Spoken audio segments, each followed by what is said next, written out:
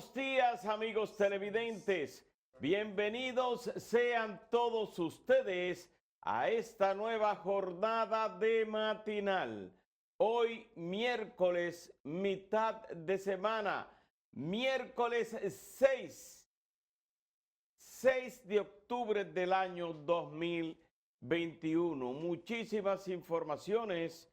Aquí estaremos Geraldino González, Laura Castellanos, Alberto Caminero, un servidor, estarán con ustedes durante estas 2 horas. Muy buenos días, Geraldino, ¿cómo estás? Buenos días, Caminero, buenos días, República Dominicana, buenos días a los que nos sintonizan en el exterior. Hoy es miércoles 6 de octubre, año 2021, en el aire matinal, señores y señores. Eso es así, miren, los papeles de Pandora, que ya es muy manido, la gente lo conoce por todo lo que se ha venido hablando de eso, con expresidentes latinoamericanos, presidentes activos, y que en el caso del día de ayer, el Partido de la Liberación Dominicana hizo una rueda de prensa donde le pedía al presidente Luis Abinader, bueno, pues dar una explicación en torno a lo que se señala ahí, de que ese capital utilizado en offshore, bueno, pues es para evadir un poco impuestos. Eso es lo que realmente se señala en torno a la utilización de los offshore. Sin embargo, en el caso del PLD, dice, bueno, pero se dudaba o se tenía intenciones de que no había confianza en los bancos, por ahí se fueron. En el día de hoy, el periódico Listín Diario, publicando un trabajo en la página 16, señala en su título bien destacado, con una foto del jefe del Estado, donde señala que Abinader, el fideicomiso de los bienes de su familia. Dice que eso está desde el año 2018, y entre las cosas que publica este periódico, que está hecho por la redacción, porque no tiene ningún tipo de información, dice que el mandatario señaló que para la constitución del fideicomiso se aportaron todos los bienes que conforman el patrimonio de la familia. Repito que este es un trabajo de la declaración de bienes que hizo el presidente Luis Abinader y que el periódico Listín Diario tuvo acceso. Señala que la declaración de accesorio a su declaración jurada de patrimonio el 13 de septiembre del 2020, casi a un mes después de haber asumido funciones como jefe del Estado. En el documento, el mandatario indica que desde el 2018 la familia Abinader Corona comenzó un proceso de reestructuración patrimonial para organizar, proteger, controlar y optimizar los activos que conforman su patrimonio familiar. Y entre comillas señala, como parte de las gestiones de organización patrimonial, Abinader Corona se determinó que la totalidad de los activos de la familia, principalmente las acciones de las sociedades controladas, serán transferidos a un fideicomiso u otro vehículo de organización patrimonial, señalando que en uno de los artículos, la LRAC, que es la Asociación Latinoamericana de Periodistas y cosas, dice que aportó el fideicomiso los derechos sobre su proporción de la masa sucesoral legada por el doctor Abinader Wassaf, contentiva de los activos descritos a continuación.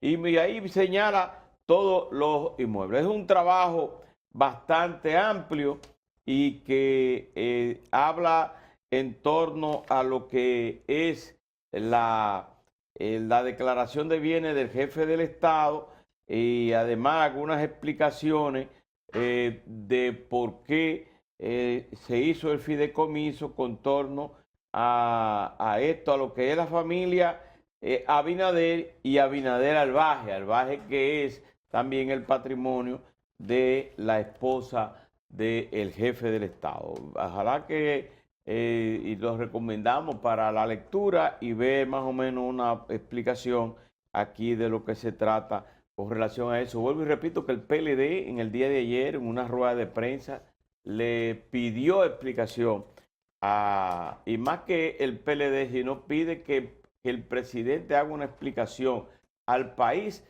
en torno a lo que es lo que son los papeles de Pandora y si no había confianza en la República Dominicana y que se investigue si se trataba de una evasión de impuestos. Vamos a darle los buenos días a Laura, jóvenes, que está aquí con nosotros. Y estaba precisamente viendo eso a que tú haces referencia, Caminero, del comunicado que publica el PLD.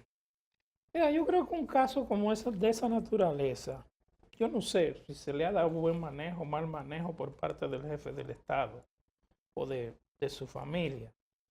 Pero yo hubiese preferido que el presidente de la República no dejara eso en manos ni de dirigentes del PRM, ni de funcionarios, sino de sus abogados familiares y personales que hicieran una aclaración, porque era quizás más conveniente que lo que puede escribir un medio o varios medios, distintos medios.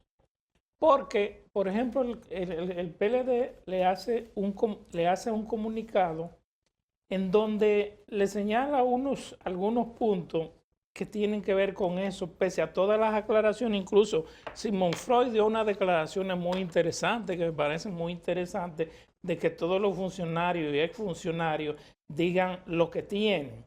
Pero en la comunicación, en el documento que hace el PLD, que está publicado en los periódicos, dice que el presidente de la República en su declaración patrimonial solamente incluyó 2 empresas, que son la Savoy Investment y la Stella Corporation, pero que las empresas Lidl, Cots y Padresco S.A. no fueron incluidas en la declaración que presentó ante la Cámara de Cuentas el presidente. Entonces ellos, la gente del PLD en su comunicado dicen, al final, en una de las partes dice, ¿cómo va a convencer a inversionistas y empresarios de invertir en nuestro país, confiar en nuestra economía, cuando la máxima autoridad prefirió mantener parte de su patrimonio fuera del país? O sea, no es un asunto de que lo diga un periódico, lo diga un canal de televisión, o lo saca un canal de televisión, o lo saca un consorcio de periodistas, o le responda un dirigente, o 2 o 3 dirigentes del PRM, o 2 o 3 funcionarios. Yo lo que pienso es que el tratamiento que debió habérsele dado es que estamos seguros que el señor presidente de la República tiene un grupo de abogados que manejan sus cosas, y no solo de abogados, de asesores y economistas que manejan sus cosas patrimoniales, y eso era lo que debían responder frente a esta situación, sea buena o mala o como sea, porque es un asunto ya no de cuestionamiento al jefe del Estado, sino a la figura patrimonial de la familia y de ellos. Entonces, por eso le hace el señalamiento la gente del PLD en este comunicado sobre la posición de los famosos papeles de Pandora. Miren, yo pienso que el PLD no tiene mucha calidad moral para cuestionar ese tema. De hecho, si se hiciera una revisión exhaustiva, es muy posible que un alto porcentaje de los miembros del comité político se descubra que tienen este tipo de estructuras fuera del país, con la gravedad de que posiblemente muchos de ellos lo obtuvieron estando en el gobierno. Y yo quiero insistir en que lo que se cuestiona y preocupa de este tema no tiene que ver con la transparencia en la declaración jurada. Cosa que es bastante conocida. Incluso dentro del tecnicismo, si estas sociedades están o no mencionadas directamente, o si quedan incluidas dentro de esa estructura por la mención de otra y que éstas sean algún tipo de holding, eso todo es posible. Y si los valores de ese fideicomiso y del conjunto de esas sociedades es aproximado a la realidad que se tiene, bueno, ya eso sería suficientemente transparente. Aquí el problema es el uso de este tipo de mecanismos que son paraísos en los cuales lo que se busca es, número uno, no pagar el total de las cargas fiscales a nivel nacional. Segundo, opacidad. De hecho, es reciente y a raíz del escándalo de los Panama Papers que se tiene la disposición de tener que revelar el beneficiario final de este tipo de sociedades. Porque miren cómo funcionan este tipo de sociedades. Se constituye una sociedad en Panamá y normalmente las cuotas, las acciones de esa sociedad se emiten al portador. Y se colocan un par de directores que en realidad son abogados de la compañía panameña de abogados que está realizando la constitución, y entonces cuando se va al registro público, ¿qué es lo que se ve? Que esa compañía tiene acciones al portador y que tiene dos directores que además se replican en cientos de compañías más, porque todo el mundo sabe que lo que son es abogados de una oficina de abogados. Entonces, el problema está en que es un mecanismo opaco. De hecho, parte del escándalo que esto genera en la Unión Europea es que hay apenas unas 12 jurisdicciones del mundo que tienen categoría de paraíso fiscal y que no colaboran a nivel de difusión de la información de quiénes son los titulares reales y de cuál es la situación de esas empresas. Entonces, por eso es que se le llama paraísos fiscales. Y la preocupación va más allá de si se reveló, si no se reveló, si es ilegal, si no. No es ilegal. Sin embargo, es un síntoma preocupante desde el punto de vista tributario que las personas de más recursos utilicen este tipo de mecanismos. Y eso no es el debate aquí, porque aquí el debate tiende a ser un debate de mala calidad. Ese es el debate internacional respecto a los paraísos fiscales, donde los estados más desarrollados están poniendo presión a esos paraísos fiscales, primero para que tengan que dar más información, cosa que van logrando muy paulatinamente y a golpes de escándalos como este. Y número dos, por cómo eso lesiona las recaudaciones en sus propios países. O sea que son dos preocupaciones, opacidad y evasión, las que han llevado a que se ponga presión sobre estos paraísos fiscales. ¿Dónde está el problema real, práctico, que va a tener el presidente de la República con relación a este tema? Que esa es la práctica de los empresarios adinerados de este país que de alguna manera con este tipo de estructuras evitan o evaden impuestos, porque no necesariamente califica como una evasión total en muchos casos, sino como lo que se llama una elusión, que es pagar menos impuestos a través de un mecanismo legal, pero que no deja de ser una forma para escapar de los mecanismos de tributación del Estado. ¿Eso es ilegal? No es totalmente ilegal, depende de los casos. En este caso no tenemos ningún tipo de información todavía de si es ilegal o no, porque se ha asegurado que hay activos de esos que pagan impuestos en la República Dominicana. Eso habría que profundizar muchísimo más que lo que han hecho los medios para determinarlo, pero independientemente de eso, aquí el problema es la calidad moral del Poder Ejecutivo para presentar una reforma fiscal cuando la misma cabeza del Poder Ejecutivo ha usado mecanismos para evitar el pago de impuestos a nivel nacional. Ese es el debate en Chile, ese es el debate en los países en los cuales han salido este tipo de denuncias respecto a los exmandatarios, porque es conocido que estos son mandatarios que tienen fortunas personales, porque son empresarios que han tenido la oportunidad de amasar sus fortunas fuera del poder y a pesar de eso han llegado al poder ya teniendo esas fortunas y las han declarado y las han organizado y han usado mecanismos de todo tipo para organizar esos patrimonios antes de entrar al poder. pero eso no quita el hecho de que uno de los puntos que se critica desde los gobiernos, que es evadir impuestos a través de ese tipo de mecanismo, entonces se convierte en un problema que toca directamente al Poder Ejecutivo. Ahí es que está el problema de este asunto. Miren, en el caso de, y tú fuiste en principio, diste un detalle con relación de que no hay calidad moral para criticar, muchos no tienen calidad moral para criticar este tipo de acción porque no son como estos empresarios que son presidentes actualmente y que organizaron su economía, que pagaron los impuestos, que hicieron de su vida, de su patrimonio familiar, un fideicomiso o que lo organizaron. Espérese, tampoco es una oda a los Sí. empresarios, ¿eh? No es que los empresarios son santos, ninguno. Claro que no, pero hay muchos que llegan al poder siendo empresarios, manejando con transparencia su fortuna, su trabajo, sus empresas.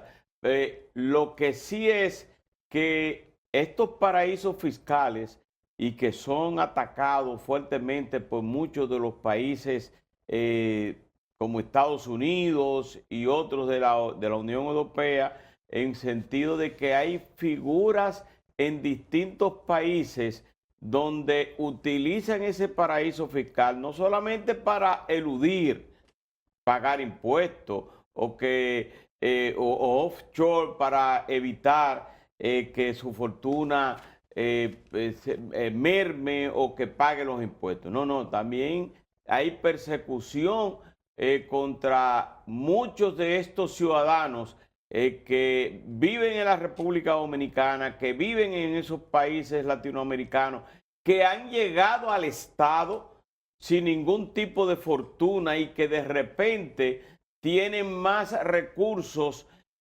amasados que las propias familias adineradas de la República Dominicana y que la han heredado o que la han trabajado. A eso es que también hay que caerle atrás y se pide mayor transparencia a estos paraísos fiscales para determinar quiénes son esa gente que amasaron fortuna durante gobiernos que llegaron sin ningún tipo de dinero y que ahora ahí es que está el problema. Lavado de activos. Pero mire cómo usted señala que sería importante que esas jurisdicciones revelen quiénes son. Claro, importantísimo sería. No hay forma de saberlo. Y ahí está el problema del uso de estas jurisdicciones. Ese precisamente es el problema, que aún sabiendo que hay personas que posiblemente usaron estos mecanismos con dinero mal habido, y ahí ya por corrupción o por lo que fuera, aún así usted va a Panamá y le va a dar mucho trabajo. Y eso que ha ido mejorando a partir de los últimos años por las presiones a partir de Panama Papers. Porque previo a eso, ni siquiera se podía saber quién era el beneficiario final de esa cadena de compañías que se arman con el único objetivo de generar opacidad en torno a quiénes son los dueños reales de esas empresas. Entonces, usted no puede ir a Panamá como usted va a Cámara de Comercio y Producción, aquí que usted va y le dice, mire Cámara de Comercio y Producción, yo quiero saber fulano de tal en cuáles compañías es socio. Y la Cámara le da un informe de en cuáles compañías aparecen. Eso no se puede hacer allá. Sí. Entonces, ahí es que está el problema.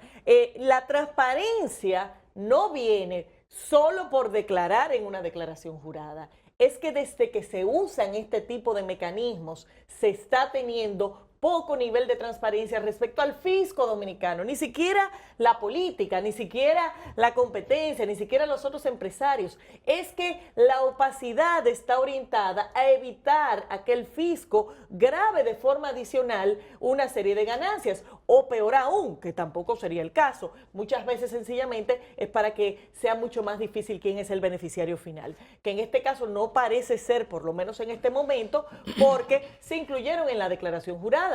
Pero esos son los únicos dos objetivos por los cuales se usan este tipo de compañías. De ahí el problema real y independientemente de que esto al final va a trascender más a nivel internacional que lo que va a hacer en República Dominicana, Yo insisto, esto donde realmente va a generar mayores problemas va a ser al momento de la presentación de la reforma fiscal, donde los ánimos se van a crispar mucho y va a venir el gran debate de por qué los ricos tributan como tributan y por qué tienen que ser los pobres que terminen pagando a través del impuesto al consumo la mayor parte de las A mí lo que me Mira, preocupa no es de estos empresarios que de por sí todo el mundo sabe que tienen un patrimonio familiar, que tienen empresas que han trabajado. En el caso del presidente de la República, pero que de estos llega, empresarios usted se refiere al presidente. Al presidente. Porque, y sí, es un planteamiento, al planteamiento presidente. genérico de empresarios, yo pienso que hay que mantenerlo con mucho cuidado. Pero en el caso del presidente dominicano y en el caso del presidente Piñera,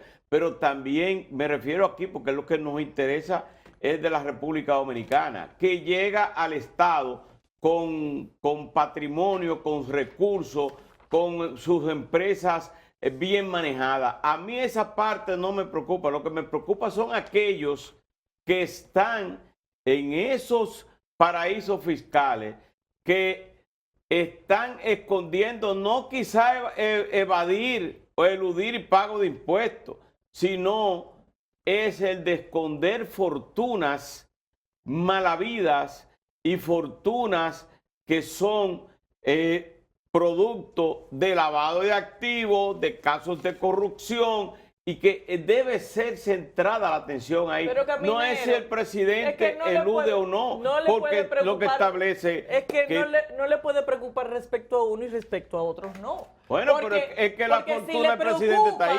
Si le preocupa, tiene que preocuparle, porque no puede ser personalizado el tema. No puede ser, no es personalizado. No puede ser dependiendo de quién es que esté usando el mecanismo. Pero el mecanismo es opaco. Es opaco. Es opaco desde el punto de vista de la legitimidad de los activos, los fondos, las inversiones. Es opaco respecto a la identidad de quienes están ahí y es opaco desde el punto de vista fiscal. Si el gobierno no estructura su respuesta en torno a esa realidad de que son mecanismos opacos, vamos a seguir dando vueltas alrededor de lo mismo, porque no es un tema de que el presidente se le esté acusando ni de corrupto, ni de haber hecho algo ilegal, ni de ser poco transparente en su declaración. Ese no es el tema. Eso es todo tangencial respecto al problema real. El problema real es que tantos unos como otros usan ese mecanismo porque es opaco. Y el problema está en que se tenga opacidad desde el punto de vista fiscal. El conflicto de interés que se revela en esta coyuntura particular no es cómo hizo su fortuna. Es un Estado encabezado por un mandatario, digamos que Piñera en Chile, para que quitemos la cercanía y la pasión de lo local. Piñera tiene un problema tremendo porque necesita recaudar y ahora tiene una discusión. Hacer una reforma fiscal. Bueno, pero la necesidad de recaudar, ¿eso cómo se resuelve? Con reforma fiscal. Desde el momento en que presente una reforma fiscal, viene el debate. Porque yo como ciudadana de clase media lo que entendería, pero entonces usted, presidente Piñera, que es rico, tiene la oportunidad de sacar su fortuna fuera del país y no que pague impuestos a nivel local como se supone que pague, pero el ciudadano de clase media, que lo que tiene es un salario, les retienen en la fuente. Desde que le pagan su salario, la retención está hecha. Entonces, los pobres y la clase media pagan chele a chele los impuestos que les retienen de sus salarios y los ricos sacan sus fortunas a paraísos fiscales. Eso tiene por diseño una distorsión. Y si no reconocemos esa distorsión, entonces nunca vamos a llegar al meollo del asunto, que es que en este país, no el presidente de la República, los ricos de este país históricamente así han manejado sus fortunas para evitar pagar impuestos. Por eso el gran reclamo en este país desde hace tanto tiempo de que tenemos un sistema fiscal distorsionado.